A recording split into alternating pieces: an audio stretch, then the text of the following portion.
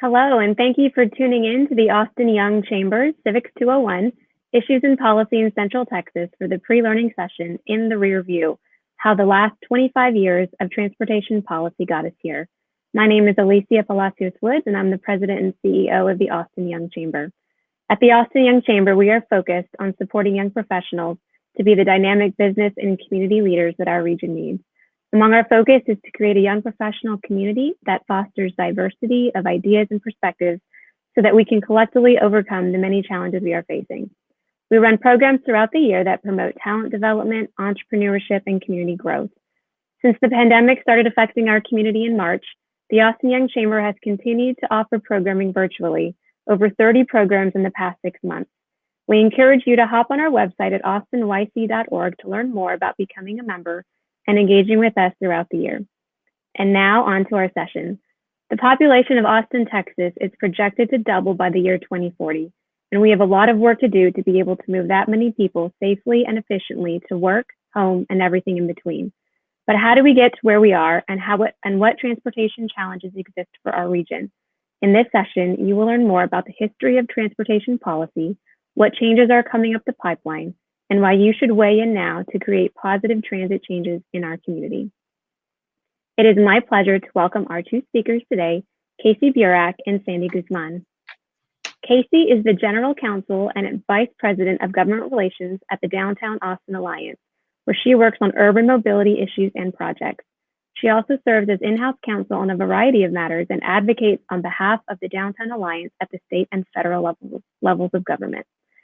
Sandy Guzman joined the Austin Area Research Organization, or ARO, in March of 2020. Before her role at ARO, Sandy was the legislative director for Texas State Senator Kirk Watson. Initially focused solely on transportation policy, Sandy served as point on the development and implementation of the senator's 10 goals in 10 years from the inception of the initiative in 2011. Casey and Sandy, thank you both for joining us today. I'll now virtually pass the mic to you. Great, thank you for inviting us to join this talk. I think it's obviously a crucial issue, and there are a lot of big initiatives coming up. So, and I know Sandy from her days at Senator Watson's office, and we've worked really closely, and she's worked closely with the Downtown Alliance since before I was there. I myself have been in Austin for about 7.5 years. Sandy's been here a bit longer, so I thought maybe she should kick off, especially having her political history, kick off the discussion of kind of where we've been in the past with our transportation policy and how we got to where we are. And we'll just kind of pass the mic as we have the discussion. Great, thanks, Casey. So I've been here since 2000, and I do have a little bit of history in transportation. I've been working in the transportation policy area that entire time.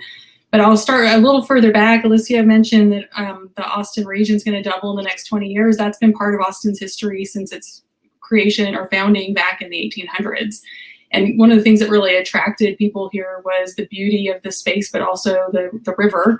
The river was really a challenge. That was kind of one of the early transportation challenges because it would flood every couple decades or so and take out downtown. It would take out the temporary bridges, the float, the rafts that they had going across there. And so that was a real, that was one of the contributing factors that created to the development of our community in more of a north-south orientation, that and being between San Antonio and Dallas.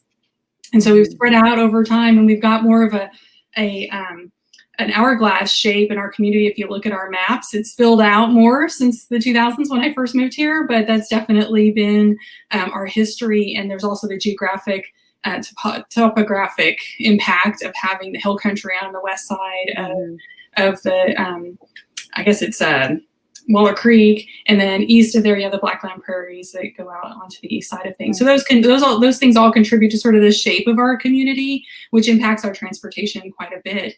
And as our community has doubled in size every so quickly, it's difficult to stay on top of the infrastructure needs that happen as our community is growing like that. And you know, the city made investments, the states made investments over the years. Many of them got washed away. The first real big dam that was going to save downtown got washed away. In the 40s is really when Tom Miller Dam really stuck and enabled a real blossoming in our community and that connectivity between north and south of the river. So that used to be the dividing line between the haves and the have-nots. And you know, what became East Avenue, or was East Avenue, which is that north-south piece over time. So we had the in the 40s, we had the damming of the river, and then you had segregation happening before that. You had the East Avenue, which became I-35, became that dividing line between in the segregated Austin, and that plays through to today. And then you had a lot of time of development. We started moving into tech, real early on in the 70s or so. And then in the 80s, there was a real big push to put together a plan for our region with a loop or maybe multiple loops of highways that go around sort of your traditional transportation planning. And that got pushed forward. And then in the 90s, the environmental community really pushed back on that. And not just the environmental community, that was a big part of it. It was trying to save the beauty and the water quality, particularly as we started to become more aware and understanding of the impact of development on our water quality. And so that really drove a stake through the heart of those early plans. And a big fight in our community is known as environmental and development wars, by some people at least, and that went on for quite some time. And is that kind of fed into this NIMBYism that we see now? I mean, probably like more recent Austinites. Absolutely. Is there a connection there? There is, and there's that. There's been a long time sort of a sentiment of Austin was perfect when I got here, or it was best when I was growing up, and there's that nostalgia for whatever it was and whatever that time frame was for you. And there was definitely a feeling of if you don't build it, they won't come. Like, we're growing so fast, but if we don't build the capacity, then they won't come. They'll just see that it's not worth it, and they won't come. Well, we've proved that that's not. Yeah, I remember hearing that the first year I was here. I'm curious if like some of the AYC members who are even more recent, if they still hear it. Yeah, I think the tide is turning. I believe in that. So yeah, I think you're right about that. And also, go ahead. Oh, go ahead. No, I was going to ask you kind of like, how did the history of transit kind of weave through? Because we know as we grow, it's a geometry problem, right? There's only so much roadway space to put people who are in massive vehicles, right? Like cars and trucks. So, and we see it in cities that are already our size or maybe not even as big or bigger, that they've started to build out transit systems. And if that's the response so that we can keep growing, why don't we have one now, right? Like, why don't we have the red line, but why don't we have a real high capacity transit system already? Yeah, well, our history is pretty typical of a southern city, of a Sunbelt city, right? We had trolley cars way back in the day, and then we had the whole fight between, as the automobile came along and our communities were growing, we grew those roads, and we had, of course, the subsidizing from the rubber tire industry. We ended up with these bus systems. Right. The city was running the bus system, actually, up through the 80s, and in 85, shortly after the legislature authorized the creation of transit authorities, then the Central Texas region, a number of communities voted in to create Capital Metro, what's today Capital Metro. And the vision at that time even was to have a light rail system. And the agency had some struggles early on. It was based all on the sales tax, which is a pretty volatile source of funding, as you know, unlike having property tax that the city does to level that out a little bit. And so those were some of their challenges. They also had some issues with some of their leadership being a little unethical, so that created some other hay. And actually, my old boss, Senator Watson, when he was mayor, and he became mayor in '97, I think that was the legislative session that the legislature came in and was like, "You guys are a mess. You're a hot mess. We are getting rid of your board, and we're going to completely reconfigure this. We're putting elected officials on it so we have some accountability." And that was, and by the way, you have to have an election to do anything. Like, if you're going to do bonding to get a loan that's more than 12 months long, you have to have an election, which is a bit severe, but that's still what we're struggling under today. Yeah, and it's like Cat Metro in particular has these restrictions like no other metro agency in the state, right? I mean, we know the state tends to love Austin, so it's not that surprising. Right. But there's a history of like intervening, and we're hearing it in the news today about other issues where the state comes in and takes over whatever's happening in Austin for somehow have the legal authority to do that, which confuses me, but. So in 2000, all right, well, we had a pretty I was curious about the 2000 was the first. We're getting into the rail piece of it again. And so, Capital Metro got their act together. There was a great chair, one of the former Dellionaires, Lee Walker, agreed to chair it as a community member. And they put together a plan for commuter rail, or for light rail, $2 billion. If I remember correctly, it was like $2 billion 52 miles. I get my numbers straight here. It's been a little while. Oh, wow. Light rail on that campaign. It was the first thing I really did in town after I worked at a bunch of temp agencies when I first moved here, trying to figure out what I was going to do. And so that election, we were, that plan was being tweaked for community input up until the election was called in August, which is one of the real challenges there. So it was gaining momentum as we went into the fall. And if there either hadn't been early voting, because we lost early voting but won on election day. So if we either hadn't had early voting, or that type of input and those decisions had been made earlier on the process, as happened this time around, we probably would have passed it back then, because we only lost by half a percentage point, 1,956 votes. I do remember some numbers. No one's McGraw. But so if we learned the lesson, ideally, or Cap Metro did, around community engagement, what happened in 2014, was it? That we had another ballot measure that didn't pass? Well, but so interestingly, I haven't done like a thorough analysis on that one, but I would say, from having watched it from the outside, there was a lot of effort that went into engaging the community. We got to have this be a region-wide conversation, and so the Project Connect was looking at all these corridors outside their service area and getting a lot of input, and it was really super. The data sifting, I would say, was done based on that input super heavily, and it probably outweighed some of the more traditional technical transit weights of like, no, this is really where you need to have your core. And we also had recently made the investment in bus rapid transit rapid bus in the north-south, what's now the Orange Line corridor, right? And so Capital Metro was looking at the 801 and then eventually also the 803. Right, exactly. In normal sense. Okay. Plan didn't include light rail there. And so some of those hardcore transit, enthusiasts that were really steeped in that data side of things were not supportive. And so you had a split in the transit community. And then you hadn't had, although there had been a very thorough process, it had been still somewhat insular. It hadn't been as engaging of sort of the broader public, unlike this time around with Capital Metro this last couple of years since Randy Clark came on board. They've done a phenomenal job. It's like 40,000 people that they've touched, and in like meetings and like direct touches, right, in addition to just sort of marketing type things like that. And so they've done a much more thorough job. And they went, when Randy got here, he was like, look, we're stepping back and we're going to take a hard look at technology. Is there a way that we can do this in a more cost-effective manner that, is looking at the future of technology and all those things? And we went down, I know they're looking at the time. Yeah. And so but in the end, the analysis showed that we're just growing so fast, and particularly the Orange Line with that connectivity to North Austin and up into Round Rock and all of those feeders on that end, and we're just going to exceed the capacity of that kind of a system not long after it's completed. And so it just didn't make sense to make that your initial investment right now, because you need to turn around and upgrade it. If we'd made that investment, we didn't consider it. I don't know if it would have worked back then because of the technology, but if you could take today's technology and put it in the year 2000, that kind of investment might have made sense then, so that 30 years later, you were transitioning it to light rail. But this time around, it's like, no, we're here. We are past due for getting this done. So much would have been different in our community if that had passed back in 2000. But here we are, right? And we have a train down South Congress right now connecting to downtown. That would be really nice.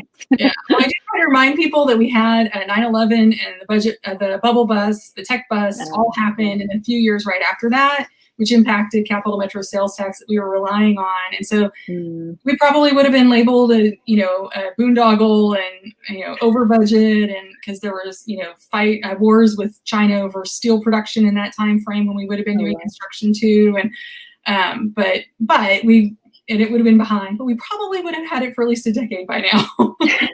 And we'd be building out the extensions and we'd all be riding the train. Absolutely. Well, yeah, I think that's an important issue, kind of gets to what, Project Connect is on the ballot in November. And, what I've seen as a, kind of leading the downtown stakeholder group, property owners, tenants, and those folks that have been engaged is the difference I've seen this time around is that Cat Metro and the city's transportation department have worked hand in hand for years through this planning process. And they really started all over. Like they scrapped 2014. And what they were able to pass last year was the Austin Strategic Mobility Plan. So maybe can you speak a little bit to like what those relationships are and how they work together, and maybe why this is different. and fingers crossed we have some transit in a few years. Yes. Hopefully we'll have a successful November election in many ways. Right. Austin has, like so many communities, we've got I'm sure, reams of paper that are reports that are sitting on shelves that are our plans. And we went through a long sort of dry spell where we didn't do a new plan in our community. And then we finally got around and we got that done. And then the ASMP came in after that. And that created a great framework for the conversation of how multimodalism, which in the year 2000, when we were talking about that was light rail, buses, and roads, and maybe we would talk about freight. That was what really made it multimodal. And wow, if you're really pushing the envelope, you're including the airport, right? Oh, interesting. So no discussion of riding a bike or a scooter or not really. No, those interesting people, they might have done that. But that wasn't sort of really integrated in the community in the way that it is today. That's sort of right across all sectors. And so the ASMP, the Austin Strategic Mobility Plan, really provides that context of, transit is one piece of a very complex system that we need to work in concert to be able to move people and things around the region when and where they want to go. And so that I think was key. And then you're right, the staff have worked together just seamlessly. And that definitely did not happen in 2014. There were a lot of personality issues as well as just sort of structural differences. And I think the right people came together with the right frame of mind this time to say, we're going to figure out how to make it work. And that's what they've done. They worked together very closely to all along the way. Capital Metro focused on the technical piece of it, the city looking at what the options are for a financing piece of it, and then how those needed, how do you bring those together? Because they definitely impact each other. Right. That's really interesting. And then I think it's important that we talk a little bit about kind of there's this Project Connect, but there's also this I35 project that I don't know how much folks know about it. Personally, I'm in the weed because downtown, of course, is really keen to know how it's going to be reconstructed through the core of our city. But TxDOT has dedicated funding without toll roads, interestingly, to pay for the project. We're going to see what happens this upcoming session, and hopefully we don't lose that funding, but I'm optimistic. And bury the plans that they're thinking about would bury I-35 from Airport Boulevard, get rid of the upper decks through to Lady Bird Lake. So I don't know if you want to talk a little bit, Sandy, about kind of where, Watson obviously was a huge proponent of this. And I know you worked really closely with him and our organization to get it to the point where it is now, but maybe kind of the short history of how we got to where we are on I-35, and it's really exciting because these are happening at the same time. It's going to be really challenging when they're under construction at the same time, but it's worth it, right? So yeah, absolutely. So I-35, it was built in the 50s when Eisenhower did the interstate system, and then in the 70s is really the last time we had a big update, and that's when they put in the double decks north of campus, and also through some of downtown to add additional capacity. And then there's just been incremental change. There's some pictures here of that. Yeah, this is of the construction in the 50s. Well, you can see above, the small photo is what used to be East Avenue, which you had mentioned earlier, Sandy, that, and there was kind of the segregationist, or there was a segregationist history as well. And, a city planning effort that moved the African-American population in Austin to 6 square blocks, which if you guys have heard of the organization 6 Square, that represents kind of that cultural history. But so at first it was East Avenue. So the photo on the top is that. And then I think we even have one more photo after this that shows that construction that you're talking about, that has its interesting sordid history. It's an eyesore to many, but also really created a concrete barrier between the, Black and brown communities and the rest of Austin. And with redlining, it's a long history, but I invite folks to really kind of look into this. There's some interesting Statesman articles about that history, but I'll let you go. Sorry. Yeah, no, that's great. I mean, it's really so influential in our community and the culture of our community today. And, I'm originally from California, but I moved here from DC, and I was used to culture, ethnically diverse communities, different, in Southern California is more Hispanic, and in DC we had a much stronger African-American community. And then to move here, and I figure, I'm going south, I'm going to go back into a high Latino, we're going to have a lot of big mix. And I got here, it's like, wow, we're really segregated. Like, I didn't really understand it. It took me a long time to understand that. So it's real important for people who are in the community to dig into that. And thankfully, a lot of that information is available now that wasn't as much back in 2000. Not everything had been sort of uploaded to the internet at that point.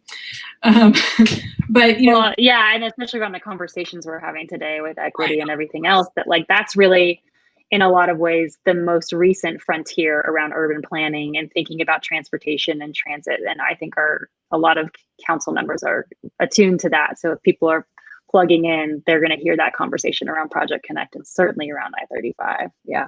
Absolutely. And I'd love to have you talk a little bit more about what the Downtown Alliance is doing. Real quick on the history piece of it, so the 70s when we did the decks, that last picture there. And it's like, okay, there were some talks in the late 90s, early 2000s. Okay, how do we get some more capacity in? There was an initial plan done by TxDOT of like 14 lanes across, talk about like wiping out a big part of our community. It's been awful. And it's super expensive. And it was like, hey, you guys don't really want to do anything on I-35. See, here's why.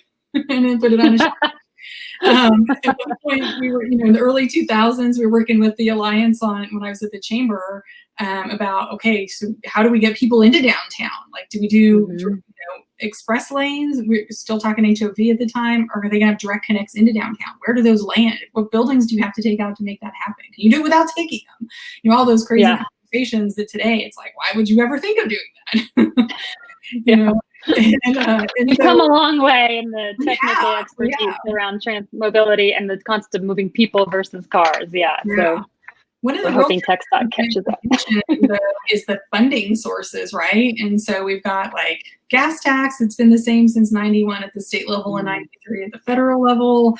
And then the state over the last decade or two has added in new fees and such that put more money in, but we're still really don't have enough money coming in. And so we've tried out tolls. We've discovered that toll managed lanes like we have on MOPAC are excellent for managing the demand and getting more people onto transit. The highest transit ridership is happening in that corridor right now of MOPAC. And so to do something like that on I-35 would have been awesome, plus help, spin off a little bit of money. But really from a movement of people perspective, that's really the best governance model. Politics being what they are at the state level, that's not where we are.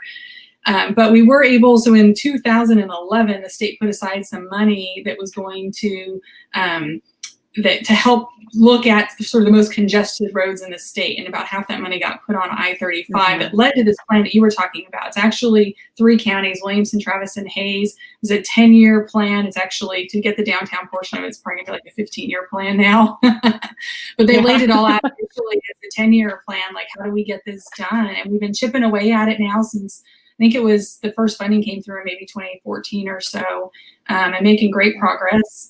But the real tough nut, right, the Gordian knot actually is downtown. As you go from on the northern side, you go from 4 lanes each direction to 3 through downtown. And how do you make that wider? And so thank goodness, with the help of the Alliance over the last decade, we've been able to rally people to really say, we need to do this differently. And we've been able to convince TxDOT the best thing to do is to lower it, so that we can stitch back together the community, and you guys are doing some great work on that as well. So I'm going to let you have some talk about that.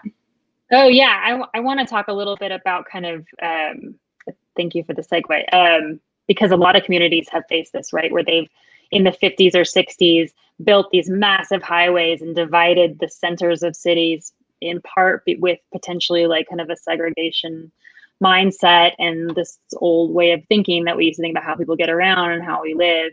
And a lot of departments of transportation, including the feds, are looking back at these projects and go, how do we knit back the urban fabric of these cities, right? And so this opportunity that we have with TxDOT doing this reconstruction project, which I don't know if you guys have seen their renderings, but it looks like it goes from a wall to a big gaping hole.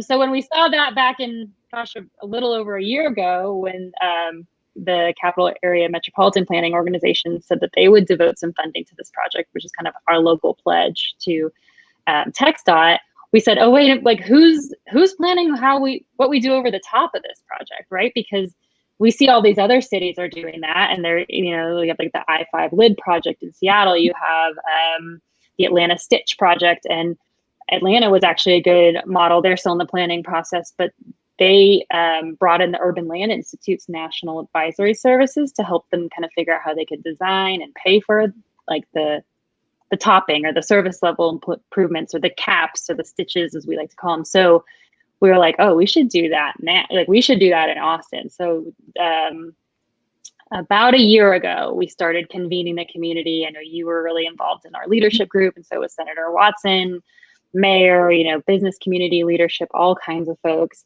And then we also had a lot of technical expertise on so there's a leadership group and a task force, and we put together a briefing book. We brought together experts who'd done these projects all over the country, and they provided us with a report after their presentation in February, which, we're happy to share with you guys. It's on the Downtown Alliance website. I think even the cover page has some information about how to get involved and learn about that.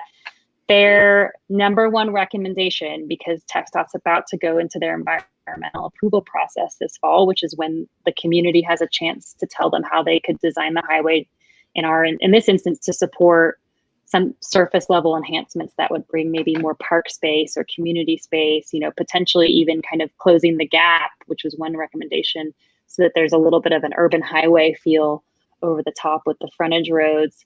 And, to really make it approachable on a bike, a scooter, walking. It's kind of scary right now to walk across I-35. And there are projects all around the country that can make it feel, even with a great bridge, like you're not standing over a highway. So there's lots of great precedent.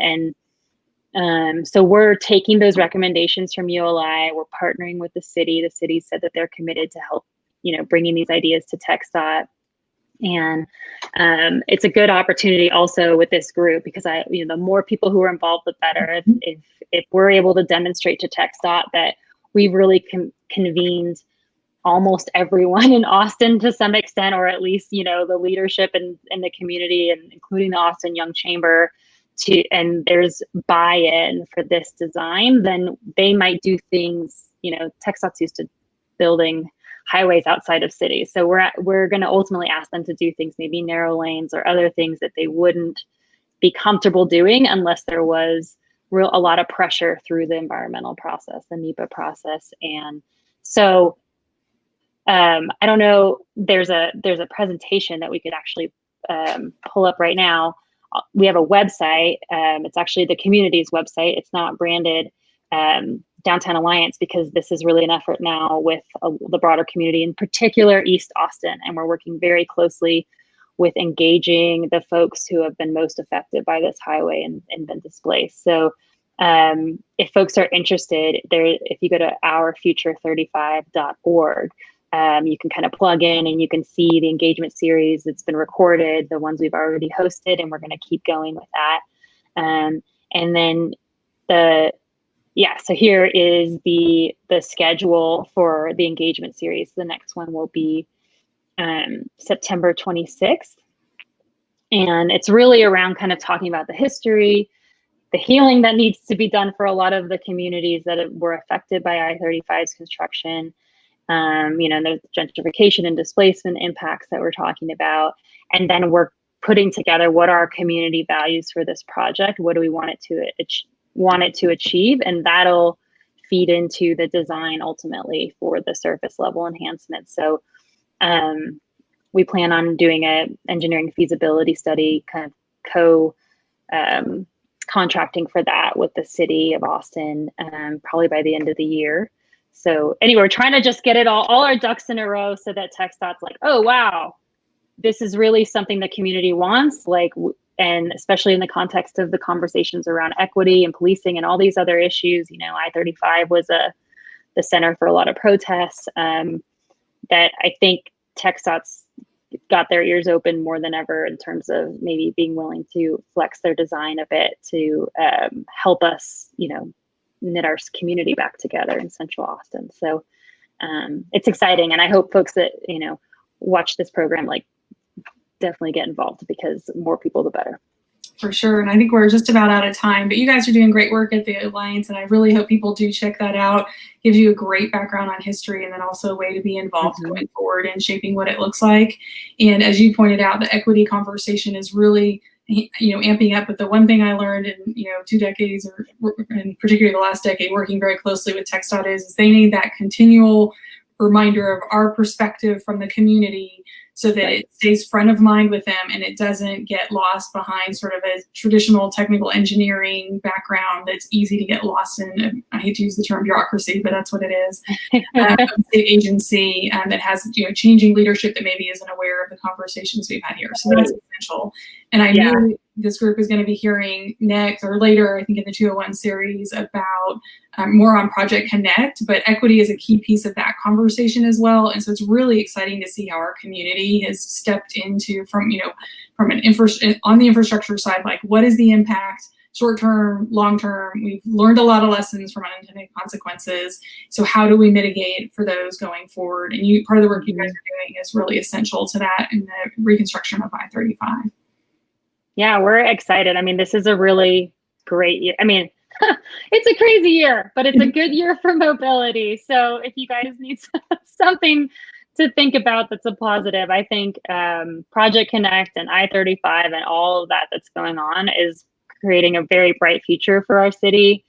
And, from a downtown perspective and an economic recovery perspective, these projects are going to be really important for us coming out of the recession as a result of the pandemic. So I hope everyone stays involved. Yeah, great. Casey and Sandy, thank you again for taking the time to join us and sharing this critical information about how we got to where we are today, and especially as we look at the history of transportation policy in our region. And thank you both for the work you do now to help create new and equitable transportation policy that addresses the many challenges we are facing in our region. To our attendees, we are so glad you have joined us to learn more. Getting informed is absolutely the first step on our journey to getting engaged and active in finding opportunities to make progress on transportation policy. We encourage you to join us for part 2 of this discussion, moving forward, what's in store for the next 12 months in transportation policy, on September 24th at 4:30 p.m. We look forward to seeing you there.